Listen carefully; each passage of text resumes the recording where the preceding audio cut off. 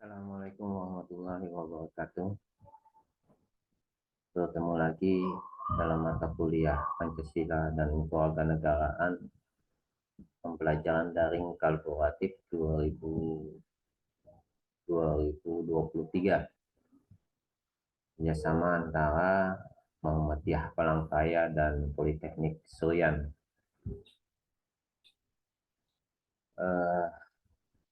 Baik, hari ini pokok bahasan kita adalah hubungan negara dan warga negara.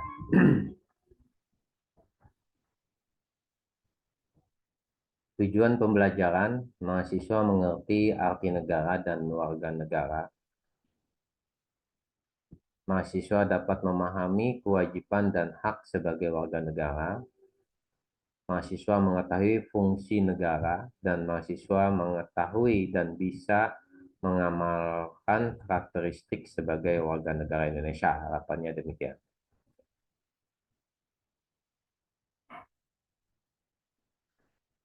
Next. Berbicara hubungan negara dan warga negara tidak lain dan tidak bukan berbicara tentang hak kewajiban negara dan warga negara. Jadi ketika kita bicara negara dan warga negara, maka pasti kita juga berbicara tentang hak dan kewajiban, ya, hak dan kewajiban negara dan warga negara.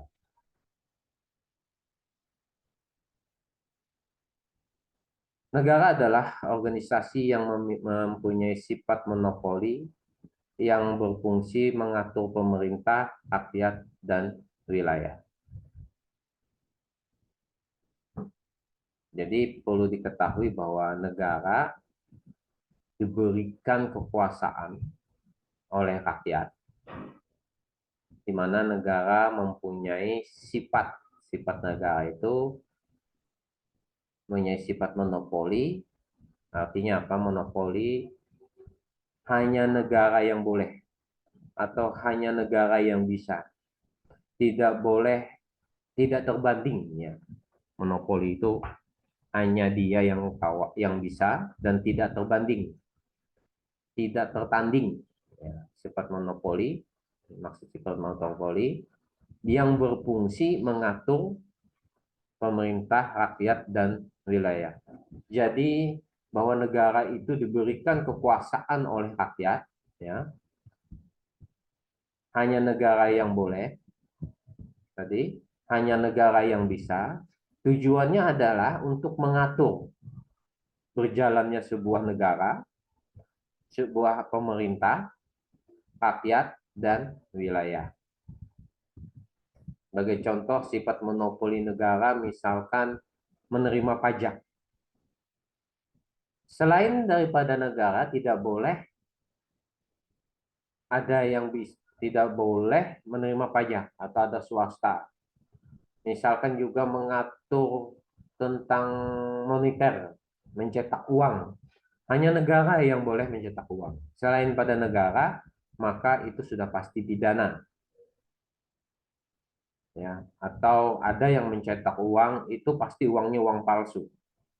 Uang asli itu adalah uang yang dikeluarkan oleh negara, dicetak, dibuat oleh negara. Ya. Nah, ini contoh sifat monopoli. Atau sifat monopoli lain, misalkan hanya negara yang boleh menangkap orang, mempenjarakan orang. Itu hanya negara yang boleh menangkap, mempenjarakan orang. Ya. Selain negara nggak boleh. Ya. Fungsi hukum, menegakkan hukum. Ya. Itu juga negara yang boleh. Tujuannya adalah untuk mengatur bagaimana supaya sebuah negara itu bisa berjalan normal. Itu tujuannya. Ya, mengatur pemerintah, mengatur rakyat dan wilayah. Warga negara adalah anggota atau bangsa Indonesia asli dan bangsa lain yang disahkan oleh undang-undang. Jadi warga negara itu di sini ad, apa? Bangsa Indonesia asli, pribumi. dari datunya, kakek neneknya memang orang Indonesia. Dikatakan orang Indonesia asli. Atau bangsa lain yang disahkan undang-undang. Misalkan bangsa Cina, bangsa Arab. Ya. Ketika Indonesia merdeka, dia sudah ada di Indonesia. Ya. Walaupun dia bangsa lain, bukan orang pribumi, dia telah menjadi warga negara Indonesia. Bangsa lain yang disahkan undang-undang juga bisa warga negara asing, baru warga negara asing yang mendaftarkan dirinya untuk menjadi warga negara Indonesia. Itu bisa. Tentu dengan disahkan oleh undang-undang, diatur undang-undang. Misalkan telah tinggal di Indonesia selama 6 tahun berturut-turut, itu syarat undang-undangnya. Bisa berbahasa Indonesia, gitu ya. Dan membayar apa, sudah punya pekerjaan tetap, maka orang asing itu bisa menjadi warga Indonesia. Tapi didaftarkan melalui Departemen Hukum dan HAM, ya, mendaftarkan diri. Kalau diterima, berarti dia menjadi warga negara Indonesia. Nah, jadi warga negara tadi bisa warga negara asli, itu otomatis, bisa warga negara asing yang telah disahkan oleh undang-undang. Nah, selanjutnya, ketika kita bicara tentang negara dan hubungan negara dan warga negara, maka kita secara otomatis berbicara tentang hak dan kewajiban. Ya. Hak warga negara menjadi kewajiban negara, ada hubungan timbal balik. Apabila itu menjadi hak warga negara, maka menjadi kewajiban negara untuk memenuhi hak warga negaranya. Apabila itu adalah hak negara, maka kewajiban warga negara untuk memenuhinya. Misalkan contoh hak warga negara mendapatkan pendidikan, maka kewajiban negara untuk menyelenggarakan pendidikan itu, memfasilitasi pendidikan itu. Kewajiban warga negara misalkan tertib hukum, patuh pada aturan hukum, maka hak negara untuk memastikan hukum itu tegak. Itu hak negara, maka kewajiban warga negara mematuhinya. Misalkan kita pakai sepeda motor, ada lampu merah ya, lampu traffic light. Nah, maka di situ ketika warnanya merah kita wajib berhenti. Itu kewajiban kita, hak negara menghukum polantas, misalkan polisi menghukum ketika kita melanggar aturan itu, ya, harus dilaksanakan. Dalam Undang-Undang Nomor 12 Tahun 2000, asas kewarganegaraan terbagi menjadi dua. Ya.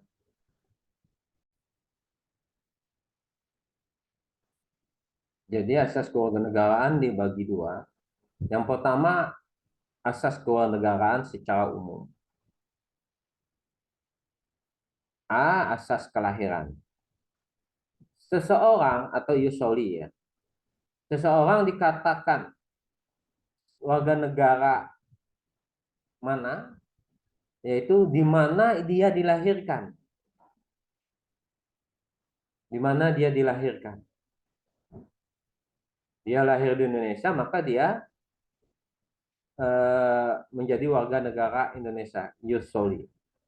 Ius darah ya. Soli itu tanah. Bukan, maaf. Soli itu artinya tanah. Keturunan diambil dari tanah ya. Asas ius soli. Ius soli ini berasal dari bahasa Latin ya. Ius itu hukum, soli itu diambil dari kata solum atau tanah. Artinya ketetapan hukumnya berasal dari mana dia, di mana dia dilahirkan. Ya, di tempat mana dia dilahirkan, ius soli. Asas kelahiran, di mana dia dilahirkan, di tempat mana dia dilahirkan, di negara mana dia dilahirkan, maka dia termasuk negara tersebut. Sebagai contoh, misalkan saya lahir di Indonesia, maka saya dikatakan orang Indonesia. Kalau saya ini sudah pasti dengan ciri khas bangsa Melayu atau dengan ciri khas fisik tubuh ya orang Indonesia jelas. Atau usually itu kalau di daerah misalkan anak saya lahir di Surian, maka anak saya termasuk orang Surian. Nah, itu. Walaupun istri saya itu orang Jawa, tapi anaknya lahir di Surian, maka dia termasuk orang Surian. Seperti itu pengertian usually. Sementara asas keturunan atau ius sanguinis, sanguinis itu darah, ius itu keturunan.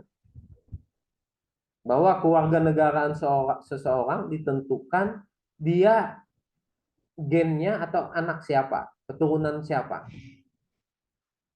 Ya, misalkan ini contoh.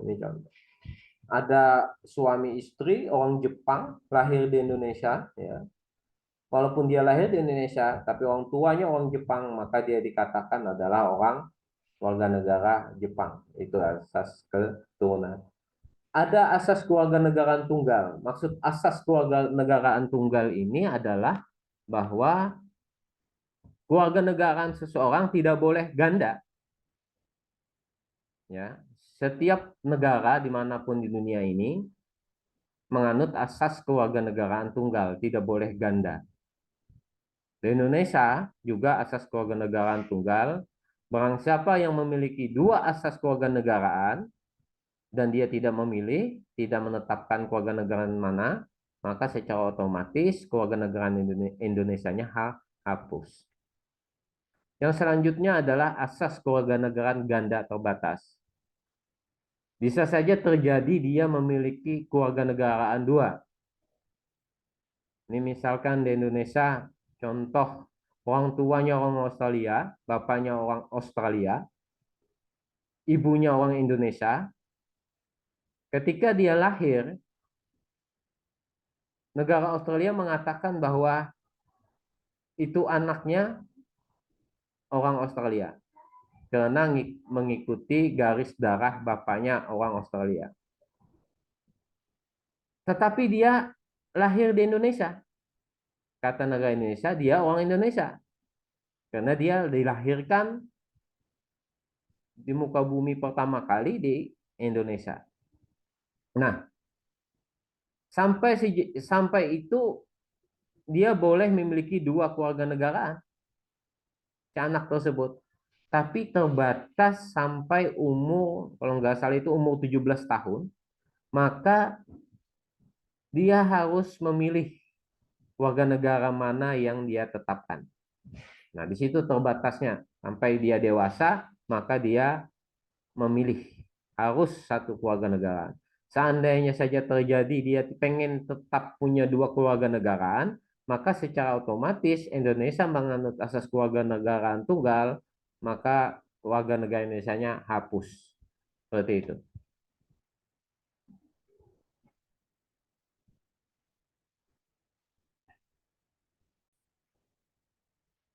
Bagaimana memperoleh keluarga negaraan di Indonesia? Terutama karena kelahiran. Dia memang orang tuanya asli pribumi lahir di Indonesia. Ya, maka dia otomatis warga negara Indonesia. Ada orang menjadi warga negara Indonesia karena pengangkatan. Nah, atau sekarang dikenal dengan istilah naturalisasi karena pengangkatan. Ada pemain Indonesia, pemain sepak bola, saya sapa dulu itu namanya Ipan Bahdim ya, Ipan Bahdim. Pemain sepak bola dari Belanda, tetapi dia punya keturunan ya, memiliki darah orang Indonesia, walaupun dia sudah memiliki keluarga negaraan Belanda, diam di Belanda, besar di Belanda, ikut orang tuanya di Belanda, tetapi ada darah Indonesianya, ya. Akhirnya dia menjadi warga negara Indonesia karena pengangkatan atau dikenal dengan naturalisasi. Karena dengan harapan biasanya karena pengangkatan ini ada kelebihan yang dia miliki. Ya. Ada kelebihan yang dia miliki. Ada juga pernah di Indonesia karena pengangkatan Ustadz siapa yang kemarin meninggal dunia karena apa meninggal dunia waktu zaman COVID kalau nggak salah itu dia memang tidak ada keturunan darah Indonesia nggak ada memang orang Arab Saudi orang tuanya kedua orang tuanya memang orang Arab Saudi tetapi dia mempunyai kemampuan dalam berdakwah dalam agama Islam. Lalu pada era SBY dia ditawarkan ya untuk menjadi warga negara Indonesia. Ditawarkan menjadi warga Indonesia dan beliau bersedia, akhirnya diangkat menjadi warga negara Indonesia, dikeluarkan surat menyuratnya.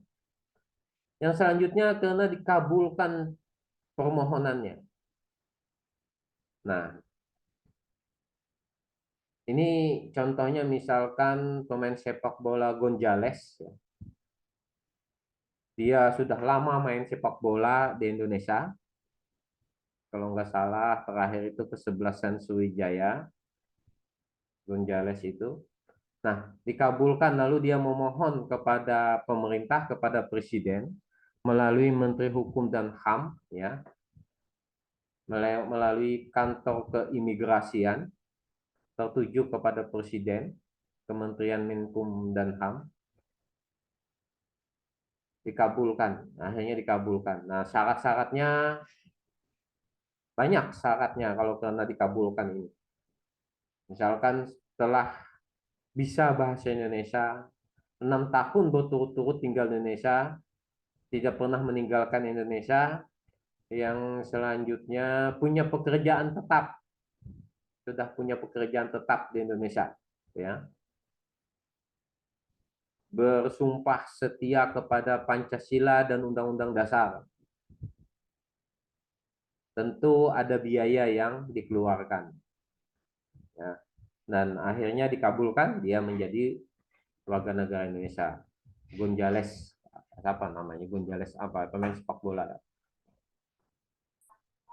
karena perkawinan. Nah, karena perkawinan ini juga bisa.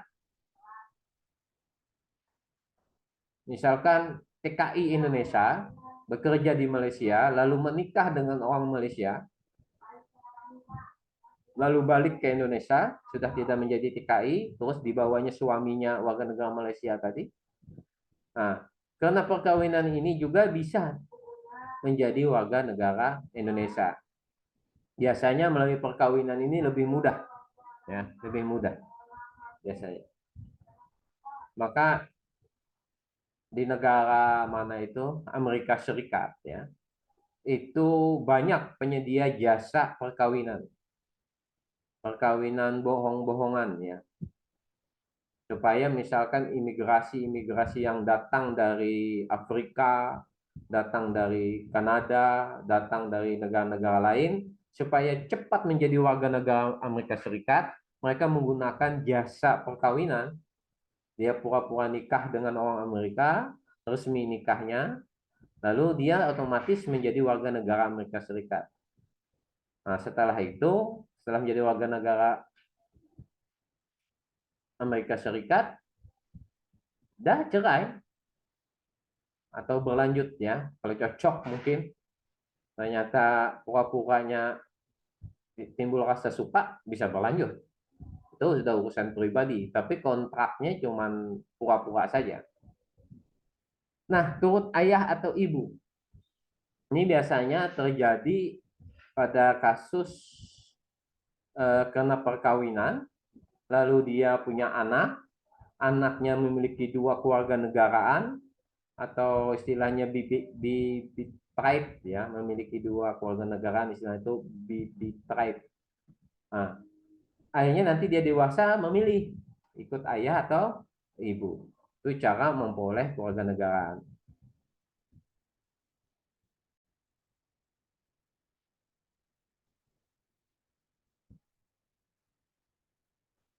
Pengertian hak dan kewajiban. Pengertian hak, hak adalah sesuatu yang mutlak menjadi milik kita dan penggunaannya tergantung kepada kita sendiri. Ya karena yang milik kita, ya otomatis terserah kita, semau kita, karena milik kita, mau digunakan atau tidak. Ya. Contohnya hak mendapatkan pengajaran, hak mendapatkan nilai dari guru dan sebagainya. Ini contoh, contoh apa misalnya murid atau mahasiswa, mahasiswa berhak mendapatkan pengajaran. Kenapa mahasiswa tadi berhak mendapatkan pengajaran? Karena si mahasiswa telah melaksanakan kewajibannya. Apa kewajiban mahasiswa? Yaitu dia boleh kuliah kalau sudah bayar. Makanya hak dan kewajiban ini supaya adil harus seimbang. Bayar dulu. Yang bagus itu adalah laksanakan dulu kewajiban baru menuntut hak. Ketika dia sudah mendapatkan setelah melaksanakan kewajibannya itu membayar SPP misalkan, maka dia berhak untuk mendapatkan pengajaran. Nah, lalu belajarlah dia kuliah, dia berhak mendapatkan pengajaran dan dosen berkewajiban untuk memberikan pengajaran. Dosen berkewajiban memberikan pengajaran. Lalu selanjutnya si mahasiswa juga berhak mendapatkan nilai dari apa yang telah dia ikuti. Bagaimana cara dia berhak mendapatkan nilai yang baik? Misalkan mahasiswa menuntut nilai yang baik, maka mahasiswa melaksanakan kewajibannya juga secara baik, mengikuti pengajaran dengan baik, mengerjakan tugas-tugasnya dengan baik, yang mengerjakan UTS UAS dengan baik, maka tentu dia mendapatkan haknya, ya, berupa nilai. Jadi sesungguhnya pengertian nilai itu ada angka-angka nilai kuliah, ada A, ada B, C, dan D, bahkan E, ya. Itu menunjukkan prestasi mahasiswa atas pelaksanaan kewajibannya. Jadi nilai itu menunjukkan, menggambarkan jati diri mahasiswa atas kemampuannya melaksanakan kewajibannya. Maka hak nilainya ya demikian sesuai dengan apa yang kewajiban yang dia kewajiban yang dia laksanakan. Pengertian kewajiban adalah kewajiban beban untuk memberikan sesuatu yang semestinya dibiarkan atau diberikan melalui oleh pihak tertentu, tidak dapat oleh pihak lain manapun yang pada prinsipnya dapat dituntut secara paksa oleh yang berkepentingan. Nah, ini kewajiban. Ya. Kewajiban itu melaksanakan, bahkan bisa membiarkan. Ya. Memang aturannya apa ya, contohnya? Kewajiban. Kita menuntut hak, maka kewajiban kita menjalankan kewajiban kita, ya. Nah, jadi kewajiban ini adalah sebuah beban bagi seseorang yang menuntut haknya.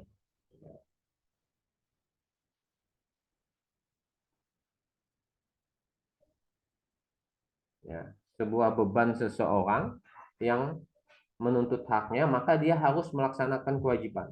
Kewajiban ini bisa dipaksa. Apalagi dia sudah mendapatkan haknya, maka wajib dia melaksanakannya.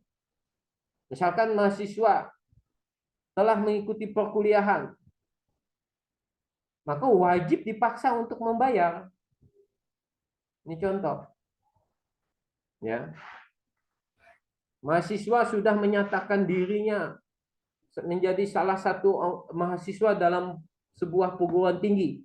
Maka mahasiswa kalau mau tetap dianggap sebagai mahasiswa, maka dia harus melaksanakan kewajiban-kewajibannya sebagai mahasiswa. Jadi kewajiban ini bisa dipaksakan. Kewajiban dalam lalu lintas misalkan. Ya. Karena perlu diketahui bahwa hak-hak kita itu dibatasi oleh hak orang lain. Ini penting, perlu dipahamkan.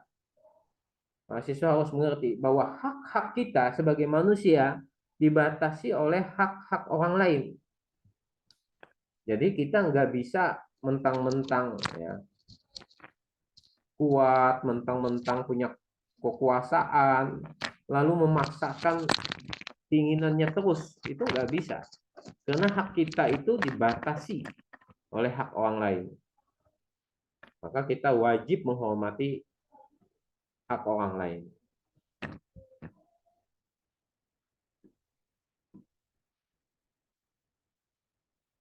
Contoh hak dan kewajiban. Contoh hak lagi. Setiap warga negara berhak mendapatkan perlindungan hukum dan setiap warga negara berhak atas pekerjaan dan penghidupan layak. Ya. Setiap warga negara berhak mendapatkan perlindungan hukum.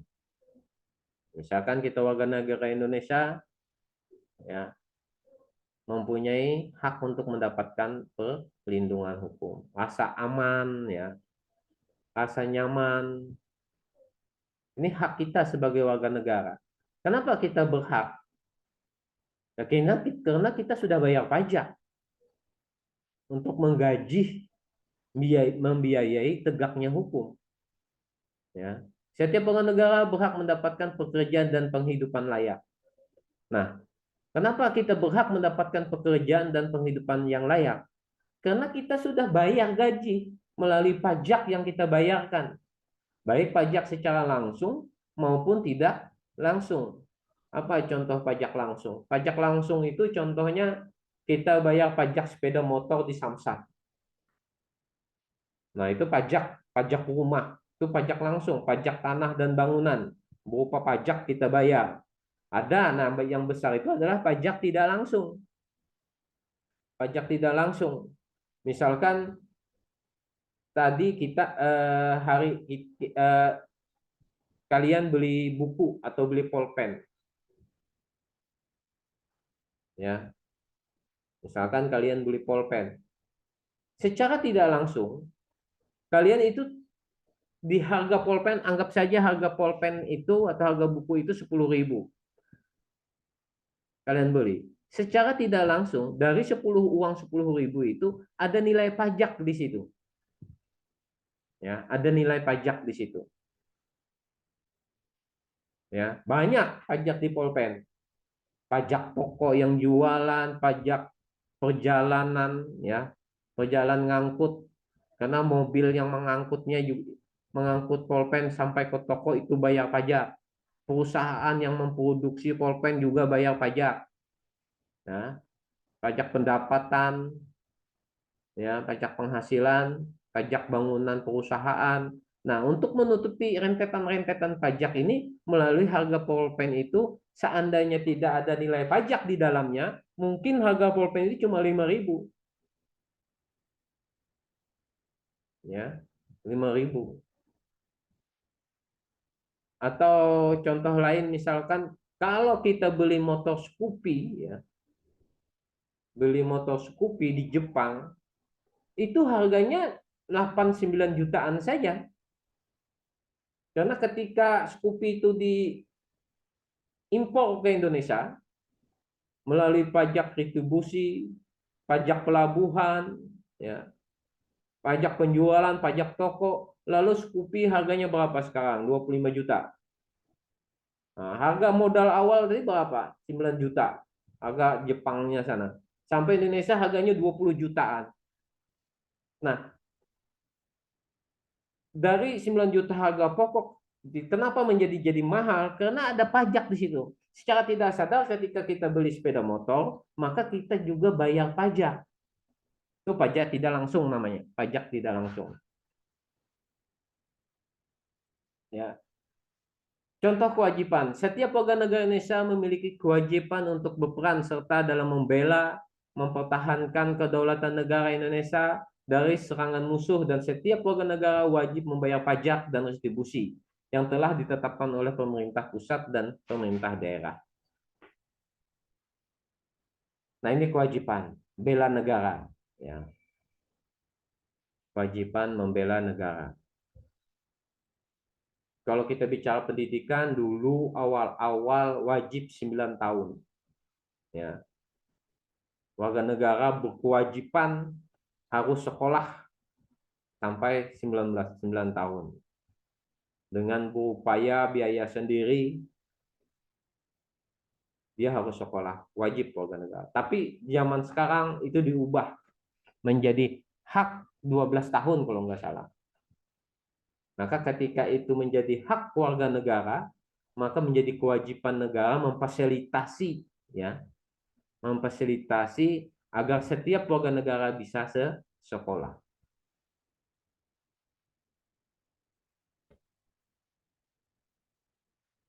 Hak dan kewajiban negara dan warga negara menurut pembukaan Undang-Undang Dasar 1945. Nah, ini berdasarkan undang-undang. Ini pembukaan undang-undang alinea keempat, melindungi seluruh tumpah darah Indonesia, memajukan kesejahteraan umum, mencerdaskan kehidupan bangsa, dan ikut melaksanakan ketertiban dunia. Nah, ini kewajiban negara. Dimanapun warga negara Indonesia berada, baik dia di dalam negeri, di tengah hutan, ya, atau bahkan dia saat ini menjadi TKI, atau lagi berwisata, perjalanan wisata ke negara lain, ketika warga negara Indonesia bermasalah di sana, biasanya ini TKI, tenaga kerja Indonesia, baik di Arab maupun di Malaysia, ketika dia bermasalah di negara lain, maka wajib negara Indonesia membela. Karena ini tujuan kita merdeka, melindungi seluruh tumpah darah Indonesia. Ya, apalagi kalau sudah di luar negeri, nanti dulu bicara benar dan salah. Nanti dulu bicara benar dan salah. Tapi dampingi secara hukum supaya dia mendapatkan keadilan. Itu kewajiban negara. Dampingi secara hukum supaya mendapatkan keadilan. Kalau memang bersalah, ya laksanakan sesuai hukum negara di mana dia berada. Melakukan pelanggaran kesalahan. Tapi dampingi, nggak bisa dibiarkan walaupun satu orang. Ya. Walaupun satu orang. Walaupun biayanya mahal dalam pendampingan itu oleh negara. Karena ini adalah kewajiban negara untuk menjaga wibawa negara. Memajukan kesejahteraan umum. Iya, tujuan kita merdeka adalah agar kita sejahtera. Kenapa kita harus merdeka dari penjajah? Karena pada saat dijajah, kita bodoh. Ya. Pendidikan kita, warga negara pribumi Indonesia, rendah sekali. Bahkan nggak boleh sekolah. Zaman penjajahan Belanda, warga negara itu boleh sekolah hanya tingkat SR saja atau SD saja, nggak boleh pintar-pintar. Nanti kalau pintar melawan, yang ditakutkan Belanda. Nah, agar rakyat Indonesia sejahtera, tidak menderita seperti zaman Belanda dijajah, ya, cerdas, maka kita harus merdeka. Dan akhirnya 1945 kita merdeka. Nah, sekarang setelah merdeka tujuannya adalah bagaimana rakyat ini sejahtera. Bagaimana rakyat ini cerdas. Ini adalah kewajiban negara dan menjadi hak warga negara, ya. Mendapatkan perlindungan hukum, memajukan kesejahteraan umum, mencerdaskan kehidupan bangsa. Ini adalah kewajiban negara yang sebaliknya menjadi hak warga negara. Dan ditambah lagi kewajiban negara dan ikut melaksanakan ketertiban dunia. Wajib negara melaksanakan itu. Apalagi hari ini lagi rame-rame Israel dijajah oleh Palestina. Ya, Israel dijajah Palestina. Banyak sekali korbannya, pertempuran yang tidak seimbang, persenjataan ya, persenjataan yang tidak seimbang. Nah, harusnya Indonesia aktif, apalagi kita menganut politik luar negeri bebas aktif. Artinya bebas, kita tidak ikut Palestina, tidak ikut Israel, tapi kita aktif untuk menyuarakan perdamaian, aktif untuk menyuarakan bagaimana masyarakat sana tidak terbantai ya di situ.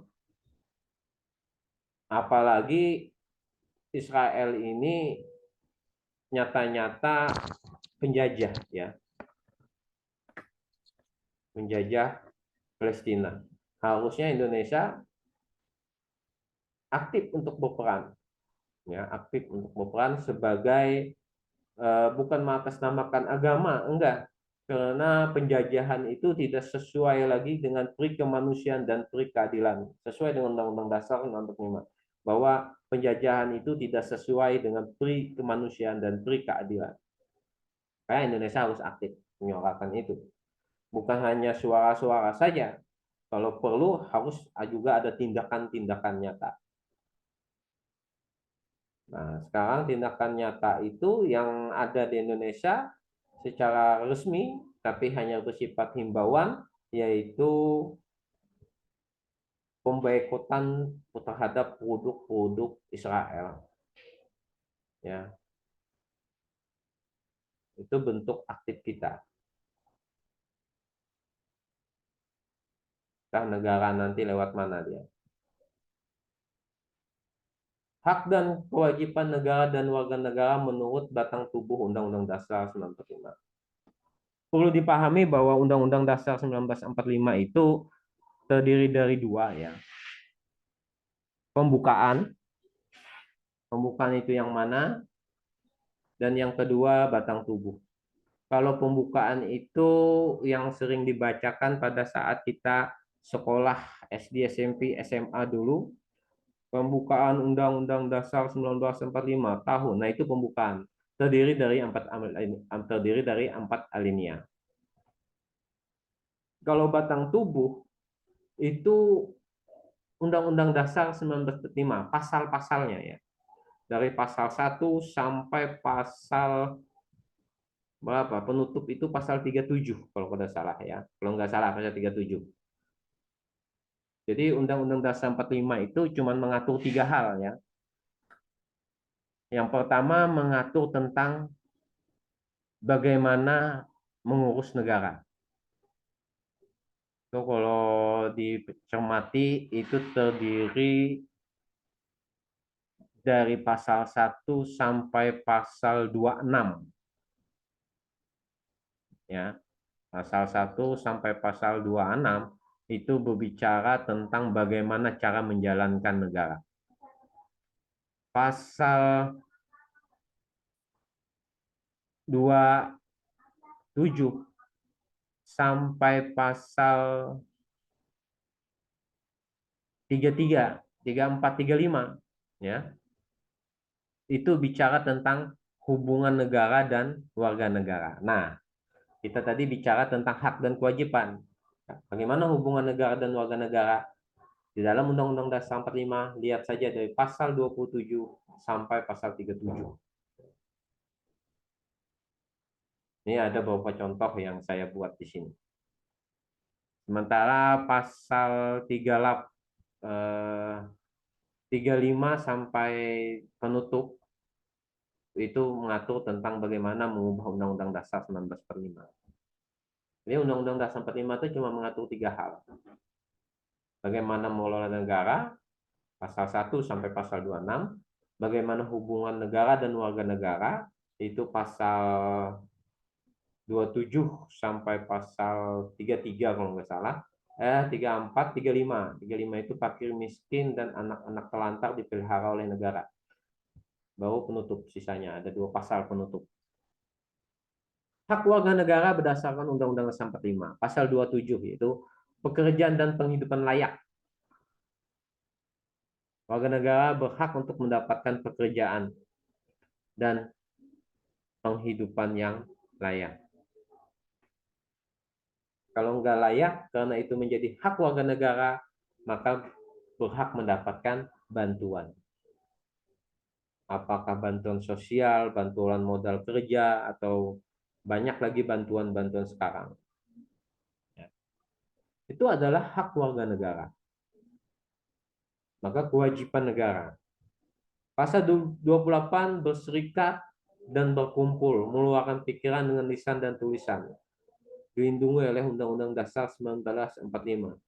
Jadi ini pasal yang bicara tentang demokrasi. Berkumpul, berorganisasi, ya, mengeluarkan pikiran dan lisan maupun tulisan, mengkritik, ya, baik secara langsung, secara lisan maupun melalui media televisi, itu adalah hak warga negara. Maka kewajiban negara menghormati. Tetapi ya perlu diingat dalam menyampaikan pikiran, baik secara lisan maupun tulisan, harus sesuai dengan Pancasila. Sila kedua, kemanusiaan yang adil dan beradab. Dalam menyampaikan itu harus seimbang, harus adil, ada faktanya, ada datanya, supaya tidak disebut hoax, ya, berita palsu atau pembohongan. Maka harus punya data yang kuat, punya analisis yang baik, ya, baru bisa menyampaikan. Beradab, harus dengan kejujuran menyampaikan. Selanjutnya, membentuk keluarga, melanjutkan keturunan melalui perkawinan yang sah, pasal 28. Itu hak warga negara. Membentuk keluarga, memiliki keturunan. Hak anak atas kelangsungan hidup, tumbuh dan berkembang, serta berhak atas perlindungan dari kekerasan dan diskriminasi. Nah, ini hak anak, ya. Kalau kita bicara anak-anak, banyak haknya, hak hidup, tumbuh dan berkembang. Kalau ada terjadi pelecehan, bully terhadap anak, maka kewajiban negara untuk menindaknya dengan tegas. Pelecehan terhadap anak, kewajiban negara. Ini yang selanjutnya, berkembang serta berhak atas perlindungan dari kekerasan dan diskriminasi. Hak berkembang. Apa tuh hak berkembang? Anak-anak dia berhak bermain, ya, mempunyai tempat lingkungan bermain yang baik. Kalau di kita sini masih enak, tapi kalau di kota-kota yang padat, tempat bermain anak itu sempit, ya, karena di sana tuh mahal tanahnya. Lapangan-lapangan kosongnya banyak nggak ada. Sementara anak berhak berkembang, bersosialisasi, mengeksplorasi lingkungannya, itu hak anak. Maka kewajiban negara memfasilitasi itu. Menyiapkan lapangan-lapangan olahraga, menyiapkan lapangan-lapangan bermain, lapangan-lapangan berpendidikan, taman-taman, itu kewajiban negara. Karena untuk mendukung perkembangan anak, ya, melalui kegiatan-kegiatan di luar sekolah. Apalagi kalau di sekolah, ya, itu kewajiban negara.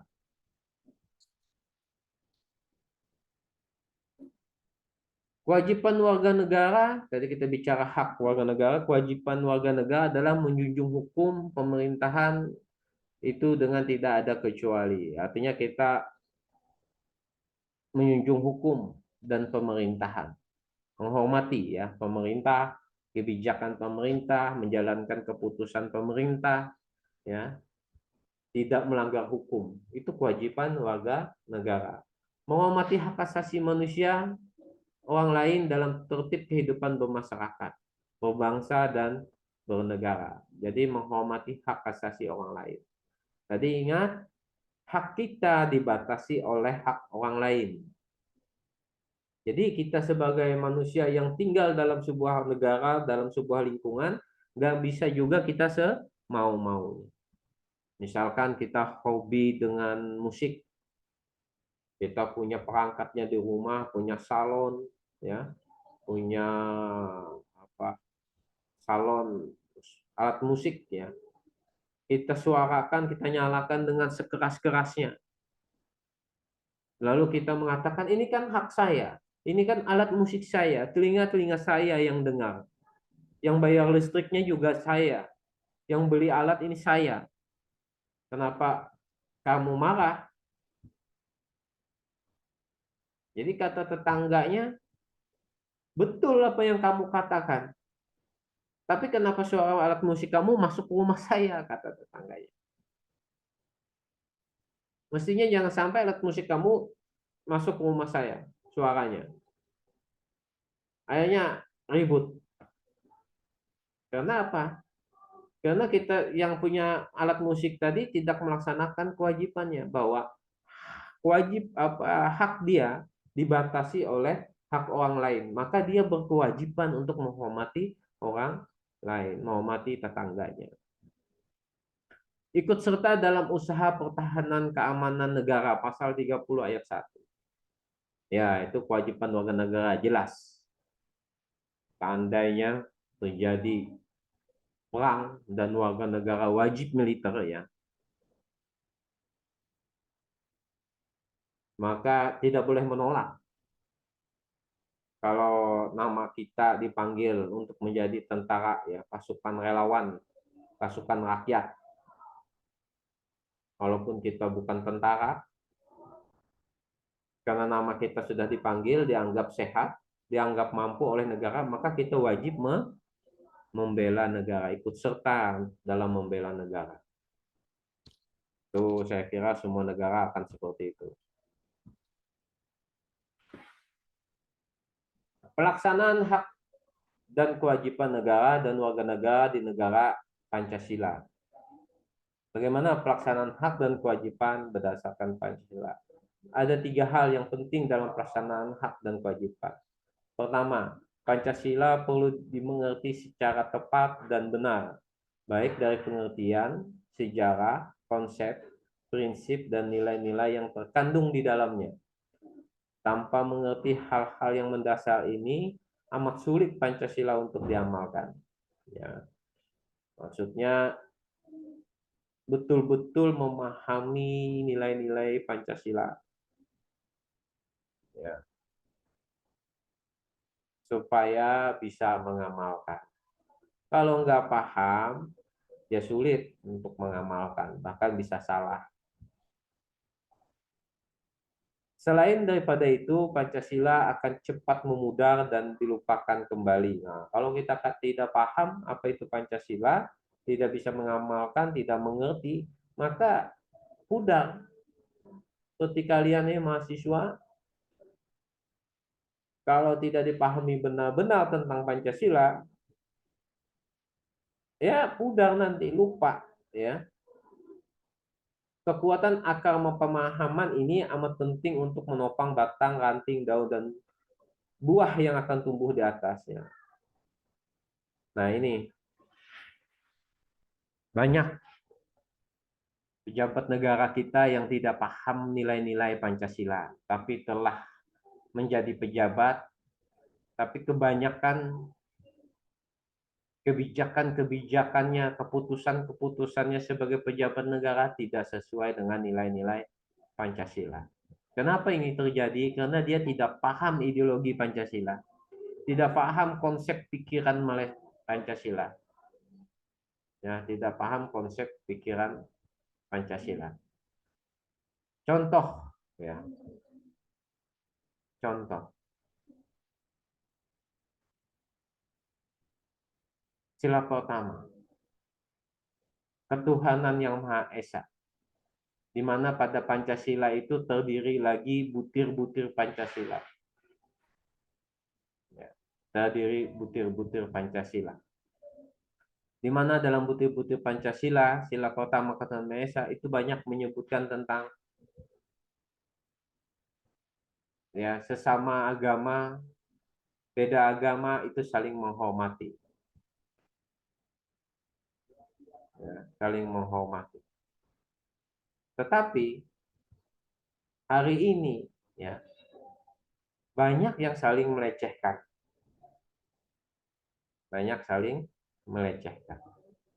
Atas kenapa? Atas kebijakan-kebijakan pemerintah. Adanya buzzer yang dibiayai, Ini menjadi pemecah belah umat, ya. Atau ulama-ulama yang dikriminalisasi, ya. Padahal dari dulu penguasa dan umaro itu atau pejabat dan ulama itu selalu bergandengan berdua. Sejarah kita demikian. Terbentuknya Indonesia yang kemarin saya ceritakan, iya. Tapi ketika ada ulama-ulama yang berani menyampaikan pikirannya, itu bisa ditindak oleh yang berwenang. Ya.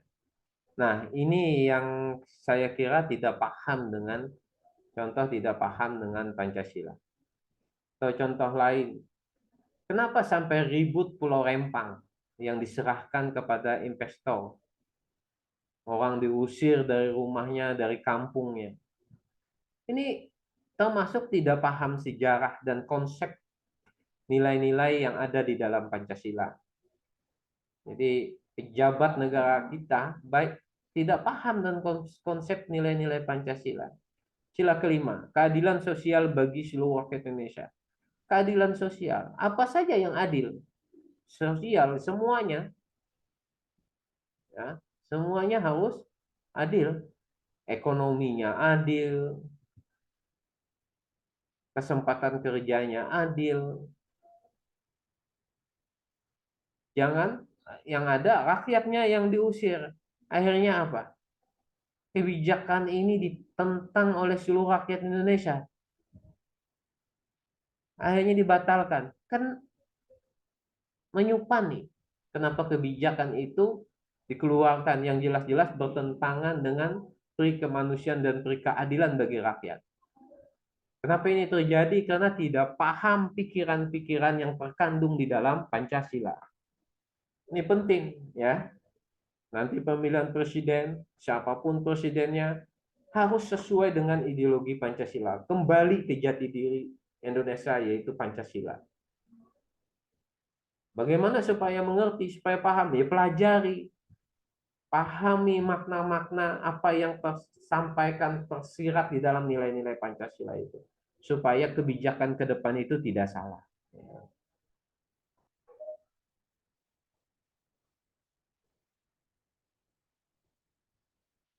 Kedua, pedoman pelaksanaan semestinya tidak perlu malu mencontoh apa yang sudah dilakukan oleh pemerintah Orde Baru yang berusaha membuat pedoman penghayatan dan pengamalan Pancasila. Tapi empat, pedoman ini sangat diperlukan agar negara dan warga negara mengerti apa yang mesti dilakukan. Apa tujuannya dan bagaimana strategi mencapai tujuan tersebut. Manakala tidak ada pedoman pelaksanaan, maka setiap orang berusaha membuat pedoman sendiri-sendiri sehingga terjadi absurditas atau kebingungan. Iya, kalau kita ingat pada zaman Soeharto, ya, mampu berkuasa 32 tahun, ada namanya pada di apa Orde Baru pada waktu itu, zaman Soeharto dikenal sebagai zaman Orde Baru, ada namanya pedoman penghayatan dan pengamalan Pancasila. Ketika saya masuk SMP, ya, masuk SMP ada namanya bukan ospek ya, penataran namanya, penataran P4. Ketika masuk SMA ada penataran P4. Ketika orang menjadi PNS ada penataran P4. Ketika masyarakat, warga masyarakat itu juga dilakukan penataran P4. Dilakukan secara kontinu, berkala, sistematis. Ya, berkala, kontinu, sistematis hingga kenyamanan pada waktu itu, kalau saya ingat-ingat, bertetangga, bernegara dan bermasyarakat itu lebih lebih kondusif, ya. Lebih kondusif. Dulu orang beda agama bekerja sama biasa saja, ya. Bahkan sering bercanda, saling menyebut menghina Tuhan ini menghina agama yang ini, bercanda biasa saja. Kalau sekarang terkesan ada jarak. Kenapa? Ya ini tadi. Karena pemahaman terhadap Pancasila itu apa? Kurang sekali. Pemberian pembelajaran yang dilakukan oleh pemerintah kurang sekali. Maka ada baiknya pemerintah mencontoh zaman dalam pemahaman Pancasila yang dilakukan oleh pemerintah sekarang harus mencontoh, harus ada apapun namanya ya. Apakah P4 lagi atau diberi pengamalan Pancasila apalagi ya harus ada saya kira supaya rasa kebersamaan menimbulkan jiwa nasionalisme berdasarkan Pancasila dan Undang-Undang Dasar 1945 itu tumbuh pada jiwa-jiwa masyarakat, pada jiwa-jiwa pelaksana negara ya.